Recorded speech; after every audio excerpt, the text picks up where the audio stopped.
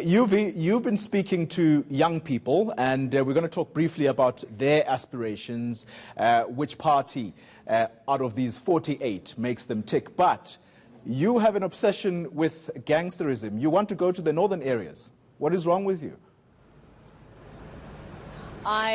I'm going to try. One must live on the edge, Koli. One must live dangerously and try different things every day. So we're going to try. I can't promise that we're actually going to speak to somebody involved in a gang, but we'll give you an idea of what life is like in one of those areas. So we'll try our best to give you a proper reflection of that. I can tell you. Speaking about the students, yes, I mean, you know, Sorry, Koli, yes, go on.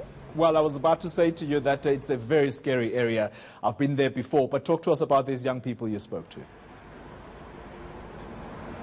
Yes, and you know, there's been this an obsession about the young vote and the youth vote, as we know. And you know, Koli, it's just reflecting on so far the Western Cape and here now in Port Elizabeth. I'm not sure if these were the same experiences you had when you went to different areas last week, but there seems to be a mixture of apathy and then a mixture of indecision as well.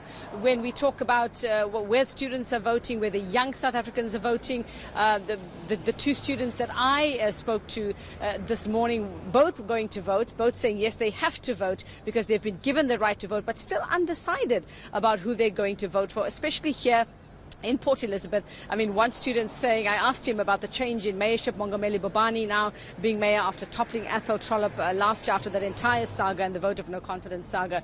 He says that things certainly have deteriorated. Students are not safe. There used to be Metro cops who used to be patrolling outside the student digs, and they're not there anymore. And safety of students is a big concern for him. So they will vote. I'm not sure where that vote is going to go at the moment, because this is a very complicated municipality with the coalition municipality and coalition government in Port Elizabeth here in the Nelson Mandela Bay Metro as well. So we'll see how that pans out. We'll probably get our answers, a clearer picture after the 8th of May. But for now, we want to focus on healthcare a little bit. And I just want to brief you very quickly, Koli. We are in Corsten. That's the area we're in this morning. We were outside a government hospital. And then the big guns came out and told us that we couldn't park our bus out there and we weren't allowed to. So we are across the road. If you're wondering where on earth we are, we had to move our bus across the road. But we do have with us Faisal Khan, and his wife has been coming, and him as well. He's a resident of Malabar. He's been in South Africa for 22 years, originating from Pakistan. He's a registered voter. He's a South African citizen, and they've been coming to this particular public hospital. I'm not going to mention the name at the moment. For treatment for years now. So I want to get his experience. I want him to tell you what the experience was like, and I'm sure it's the experience of many people who go to various public hospitals here in Port Elizabeth and in the Eastern Cape as well. Faisal, good morning. Good morning. And thanks for your willingness to speak to us. Thank you. I want an idea from you. You've been coming to this particular hospital. What's been your experience of what you've seen inside? What's been your healthcare experience here? Let me tell you my personal experience. My wife was here 3 years back, and it was a cyst was growing under armpit, and she came for help, and they just gave her antibiotics for 3 years, kept on antibiotics, and until that thing start bleeding and pus was coming out of it, and I brought her here, and they sent her from SOPD to SOC. And she has to stay for 4 days there without food and water. They just told her they're gonna give incision, and she has to wait for 4 days. If they didn't want to do that operation early on, why didn't they tell her to eat something? Because they have to give a blood transfusion before they give a small incision, you know. So they are. It's like I didn't experience, good from it, and my wife was very much frustrated and angry. You know, she was in pain for 4 days, and 3 years she has to wait for that small incision before they could. And the staff inside is very much unprofessional. In what way? What do you mean unprofessional? My wife told me that she asked a male nurse inside to put a sheet on a bed because there was no sheet on the bed. And he just told her that he's not a nanny. Oh. You know? So that's why I can say unprofessional stuff, because they are not there to help the patient.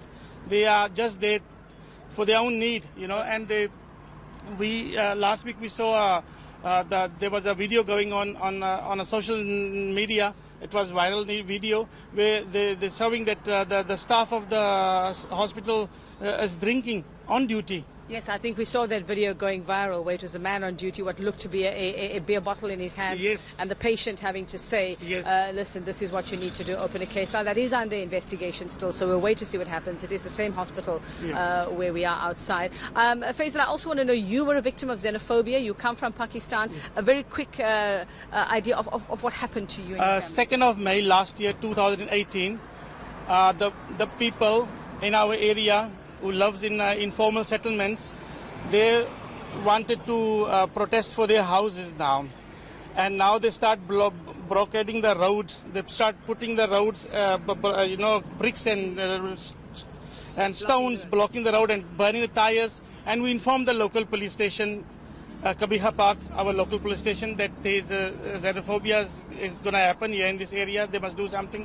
So they just told us they are waiting for the orders. They can't go in an area because they can't put their life in a risk. I mean, if you are a cop, how can you think on your safety first? What about the public safety? And then what happened? It happened that the looting took place. The place was vandalized, and I had a tenants for 10 years working in the shops. They has to move out. I lost livelihood, like income, and now I'm sitting myself in a very same predicament now, running myself now because they don't want any other foreigners in the area. Okay, so Faisal, just given your healthcare experience and given your experience with xenophobia, you are going to vote, you are a registered voter. Yes. How are these things going to affect, both these experiences going to affect how you vote? Well, you can see past 25 years what is happening in a country. This country is a total mess. No department is functioning, to the peak. Every department is a total mess, We don't feel safe in this country. We can't even earn our livelihood. The guys come for ask for protection money, and we go to police station. They just laugh at your face. They don't want to help. They're not there to help you. So despite all of this, you will still vote? Yes, I will still vote, because that's my democratic right.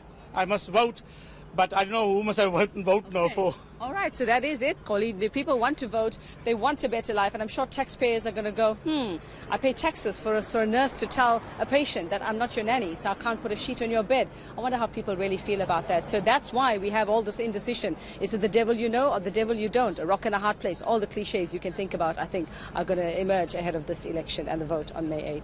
Yeah, you've a very scary situation painted there by Faisal that you've just spoken to. Yuveka Rangapa, she is with the eNCA election bus in Port Elizabeth.